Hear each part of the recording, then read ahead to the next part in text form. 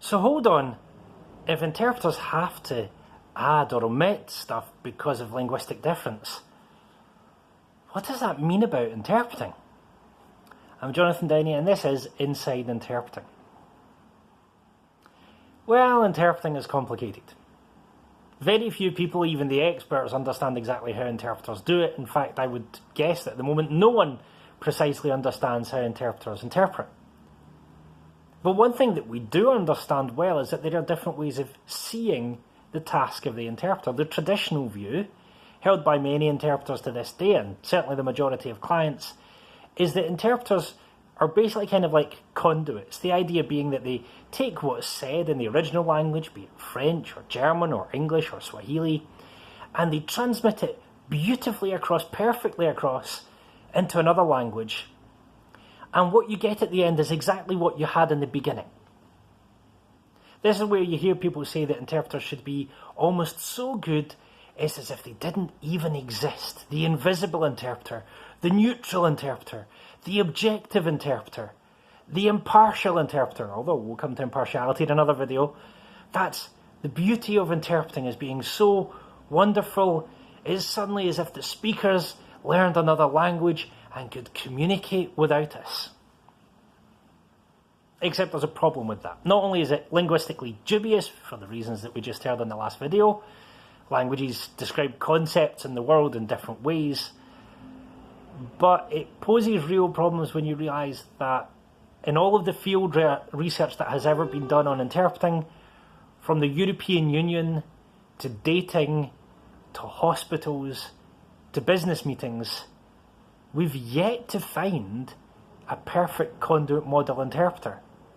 And when we find interpreters who get close to that, who refuse to intervene, who stand back, who just let things happen, it turns out that things always go worse.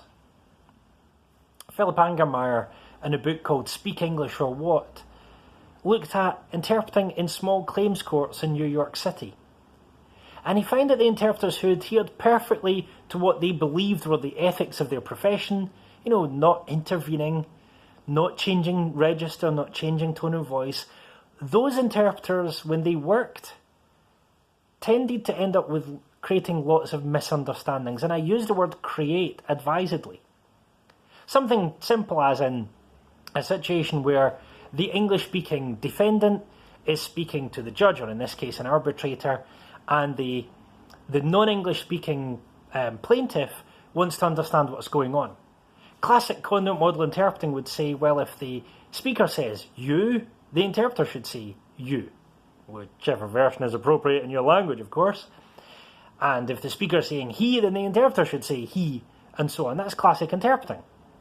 But the problem with that is if you're listening to an interpreter working simultaneously and you're hearing two people in conversation, you don't know who's speaking, you don't know who you is addressing, you don't know who he is, who she is, and you just completely get lost. Another group of interpreters in that situation would do things such as saying, the arbitrator says, or they would add in, you, the plaintiff, or you, Mr. Smith. Now, we could argue as to whether adding information in the original, because, for the speaker it's obvious who you means, the interpreter's just simply making that plain. But the interpreter in that case is doing far more than the conduit model. They're thinking far more about how do I relay this content accurately, whatever accuracy is. They're thinking about the event. They're working as a team.